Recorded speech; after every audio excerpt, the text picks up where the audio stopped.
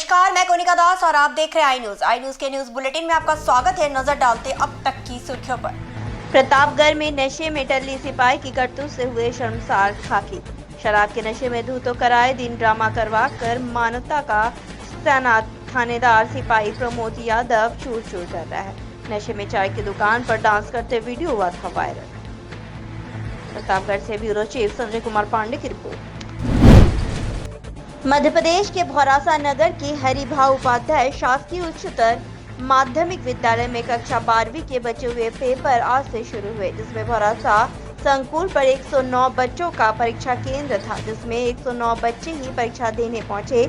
यहां पर बच्चों को निर्धारित समय से 1 घंटा पूर्व बुलाया गया था, जिसके बाद स्वास्थ्य विभाग की टीम के द्वारा बच्चों को थर्मल स्क्रीनिंग व बच्चों को सैनिटाइजिंग किया गया। साथ ही साथ नगर परिषद के द्वारा एक दिन पूर्व ही पूरे स्कूल को सैनिटाइज किया गया था। आज की परीक्षा का समय 9 से 12 बजे तक था, इसमें बच्चे यहां 8 बजे पहुंच चुके थे। 1 घंटे तक उन्हें हाथ में सैनिटाइज कर थर्मल स्क्रीनिंग व बच्चों को मास्क भी दिए गए।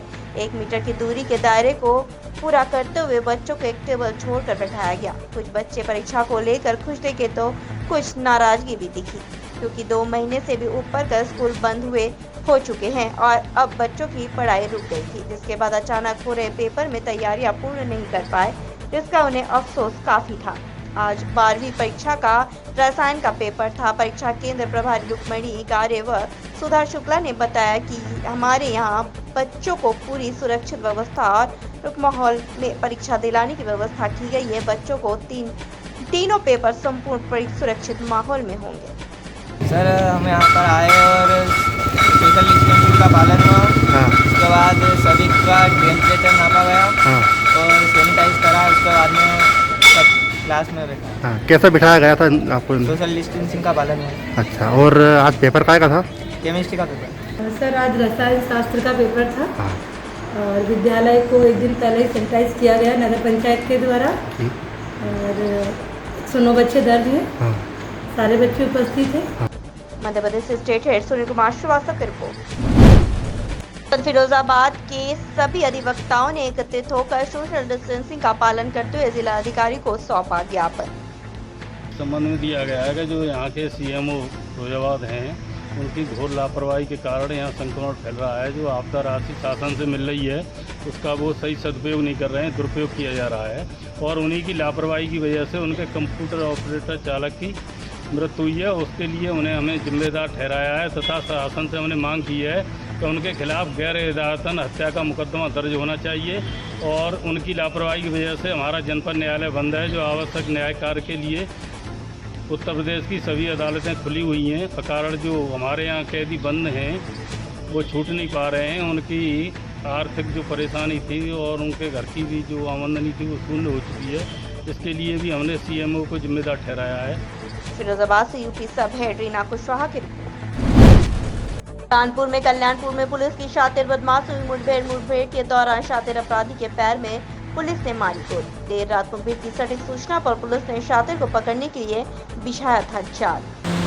कल्याणपुर थाना पुलिस को एक वांछित अपराधी के बारे में सूचना मिली थी और उसको घेर के जब पकड़ने का प्रयास किया तो अपराधी ने जान से मारने की नीयत से पुलिस पार्टी पर फायर किया। जवाबी कार्रवाई में अपराधी अमित कुशवाहा पुलिस की गोली लगने से घायल हुआ है। कानपुर से यूपी हेड संजय मौर्य की रिपोर्ट। कानपुर में 6 जोन में 6 नाले के निर्माण में व्याप्त भ्रष्टाचार पर जेई अफजाल चिश्ती की मिलीभगत हुई बरकरार। Ward number 69 Sarojini Nagar Sanjay tent house के सामने नाले में चल रहे बुरी तरीके से घटिया निर्माण। कानपुर से यूपी हेड संजय मौर्य की रिपोर्ट। भारतीय मजदूर संघ और भारतीय रेलवे मजदूर संघ के आह्वान पर 10 तारीख को DLW मजदूर संघ ने टीरेका कारखाना के पूर्वी गेट तथा प्रशासन भवन कारखाना गेट पूर्वी उपनगर पश्चिमी उपनगर केंद्रीय चिकित्सालय सहित सभी कार्यालयों पर केंद्र सरकार के निजीकरण और निगमीकरण के विरोध में अपनी आवाज बुलंद की। उक्त कार्यक्रम में केंद्र और राज्य सरकार के श्रमिक विरोधी नीतियों तथा राष्ट्र के उद्योगों को ऋण कारखानों सहित सरकारी उद्यमों के प्रति सरकार की नीतियों की आलोचना। महामंत्री ने सरकार की नीतियों की आलोचना करते हुए कहा कि सरकारी कर्मचारियों ने ही विपदा काल में सहयोग किया, न कि किसी उद्योगपतियों ने।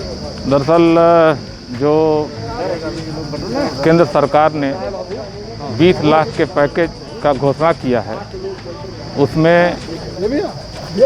वित्त मंत्री ने जो भारतीय रेल और सार्वजनिक क्षेत्रों के निजीकरण और निगमीकरण की बात की है और श्रम कानूनों में जो सुधार हुआ, बदलाव किया गया है, श्रम कानूनों में जो बदलाव किया गया है उसके विरोध में यह देशव्यापी धरना आज का प्रदर्शन हो रहा है। वाराणसी से मैनेजिंग एडिटर रविंद्र गुप्ता की रिपोर्ट। मध्य प्रदेश के कोरोना को मात देकर सकुशल घर आए बहादुर सिंह पिलवानी मार्केटिंग अध्यक्ष सोनकच और उनके परिवार के सदस्य कोरोना को हराकर स्वस्थ होकर परिवार के सभी सदस्य अपने अपने निवास स्थान पिलवानी आए। और इससे जितना बचो वो बहुत अच्छी बात है, लेकिन अब जब हो ही जाए तो फिर हिम्मत रखने की भी ज़रूरत है। अपने आप में थोड़ा साहस होना चाहिए। और वहाँ तो डॉक्टर वगैरह तो इलाज बढ़िया चल रहा है। बैराखेड़ी से कैलाश जोशी की रिपोर्ट।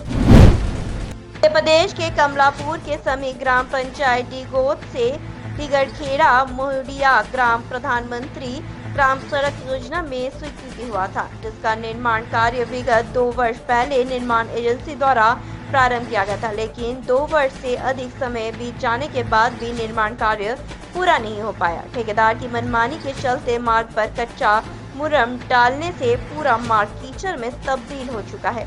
पुलिया भी अधूरे हैं, जिससे लोगों को काफी परेशानियों का सामना करना पड़ रहा है। प्राप्त जानकारी के अनुसार ग्राम डिगोत से दिगड़खेड़ा मोहिया तक 2 किलोमीटर मार्ग प्रधानमंत्री ग्राम सड़क योजना के तहत स्वीकृति हुआ था, जिसका कार्य निर्माण आज भी अधूरा है।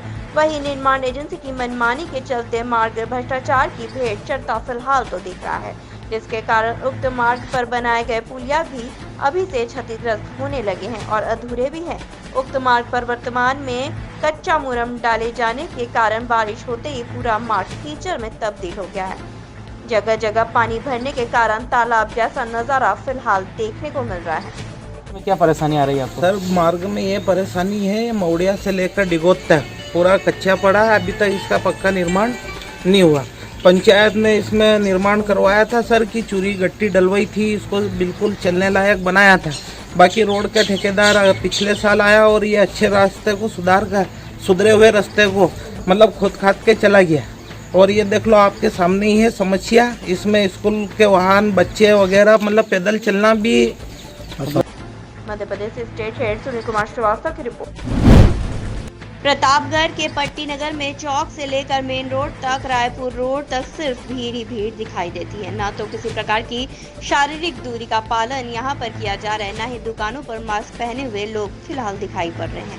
शासन और प्रशासन का निर्देश है कि दुकानदार आए हुए ग्राहकों को सामान तभी देंगे जब वो मास्क पहनकर मिलेंगे, लेकिन यहाँ पर तो नज़ारा कुछ और ही देखने को मिल रहा है। लॉकडाउन 5 बेअसर दिखा, किसी प्रकार का नियम कुछ भी नहीं है। प्रतापगढ़ से ब्यूरो चीफ संजय कुमार पांडे की रिपोर्ट। दिल्ली की केजरीवाल सरकार पर यूपी बीजेपी प्रदेश अध्यक्ष स्वतंत्र देव सिंह का हमला बोल। केजरीवाल को जब वोट की जरूरत होती है तो यूपी बिहार की याद आ जाती है। चुनाव के दौरान दूसरे राज्य के लोगों को केजरीवाल अपना बताते हैं, साथ ही साथ कोरोना काल में भी जब जिम्मेदारी उठाने की जरूरत होती है तो पराया बता देते हैं। केजरीवाल सरकार ने पहले भी लाखों प्रवासियों को बॉर्डर पर छोड़ दिया था। यूपी की योगी सरकार ने प्रवासियों को गृह जनपद पहुंचाया था। ये सारी बातें स्वतंत्र देव सिंह ने कही। चुनाव के दौरान केजरीवाल सरकार को जब वोट की आवश्यकता होती है तो उन्हें उत्तर प्रदेश और बिहार सहित सभी अन्य राज्य के लोग अपने लगने लगते हैं, उनकी खुशामद शुरू कर देते हैं। लेकिन अब जब उन्हें नागरिकों की जिम्मेदारी उठाने की बात आई है तो अब उन्हें पराया बताया जा रहा है। केजरीवाल सरकार ने पहले भी दिल्ली की सीमा पर खड़े अन्य राज्यों के रहने वाले लाखों लोगों से मुंह फेरने का काम किया था। ऐसे संकट के समय उत्तर प्रदेश की योगी सरकार ने उन सभी प्रवासियों को न केवल उनके गृह जनपद पहुंचाया बल्कि उनकी तात्कालिक आवश्यकताओं की पूर्ति भी की। उत्तर प्रदेश की भाजपा सरकार बिना किसी भेदभाव के मानवता को अपना धर्म मानकर कार्य कर रही। सर्वे भवन्तु सुखिनः के मंत्र के साथ माननीय मुख्यमंत्री श्री योगी आदित्यनाथ जी के नेतृत्व में राज्य सरकार पूरी ताकत से लड़ रही है। दिल्ली से पंकज राय की रिपोर्ट। कश्मीर के शोपियान में 5 लश्कर-ए-हिज़्ब आतंकी मारे गए। श्रीनगर में 10 जून को जीएनएस पुलिस ने बुधवार को शोपियान जिले के सुंगू हैंतामा इलाके में जुबूल के जिला कमांडर सहित 5 आतंकवादियों को मार गिराने का दावा किया है। जीएनएस को दिए गए एक बड़े बयान में पुलिस ने कहा कि शोपियान पुलिस द्वारा गांव सुंगू हदामा और शोपियान में आतंकियों की उपस्थिति के संबंध में उत्पन्न एक विशिष्ट इनपुट पर पुलिस 44 आरआर एवं 178 बीएनसीआरपीएफ द्वारा उक्त क्षेत्र में एक संयुक्त घेराव और तलाशी अभियान शुरू किया था, जिसमें सर्च ऑपरेशन के दौरान छिपे हुए आतंकवादियों ने संयुक्त खोज दल पर गोलीबारी की। एक मुठभेड़ के लिए आग का जवाब दिया गया था, जिसमें 5 आतंकी मारे गए। शोपियान से सरेडार की रिपोर्ट। के सिरोंज में कनिष्ठ संविदा सेल्समैनों ने विभागीय अधिकारी सिरोंज के द्वारा किया, जिसमें मुख्यमंत्री के नाम सौंपा ज्ञापन और कहा कि 2018 में कनिष्ठ संविदा सेल्समैनों की 3629 नियुक्ति निकाली गई थी और जिसका रिजल्ट 20 मार्च 2020 को आ गया था, लेकिन अभी तक सेल्समैन की भर्ती नहीं की गई। ये समझ में पड़े है कि जबकि शिक्षक पात्रता की भर्ती की प्रक्रिया चालू कर दी गई है, फिर क्यों संविदा कनिष्ठ सेल्समैनों की नियुक्ति क्यों नहीं हो पा रही है। हम लोगों ने आज संविदा विक्रेता संघ द्वारा मुख्यमंत्री शिवराज सिंह चौहान के नाम पर एजीएम महोदय को आवेदन दिया, जिसमें हम लोगों ने बोला कि हम लोगों के लिए 2018 में कनिष्ठ संविदा विक्रेता की वैकेंसी आई थी, जिसका रिजल्ट 2 वर्षों का हमारे इंतजार के बाद बड़े प्रयासों के बाद रिजल्ट आया, मगर सरकार द्वारा विगत 3 महीने से हम लोगों की ना डॉक्यूमेंट वेरिफिकेशन कराया गया, ना ही ज्वाइनिंग कराई गई है। मध्य प्रदेश के विदिशा जिलों के सिरोंज से संवाददाता मनमोहन दुबे के साथ हसन की रिपोर्ट। अब तक के लिए बस इतना ही। बने रहिए आई न्यूज़ के साथ, हर खबर पर पहली नजर।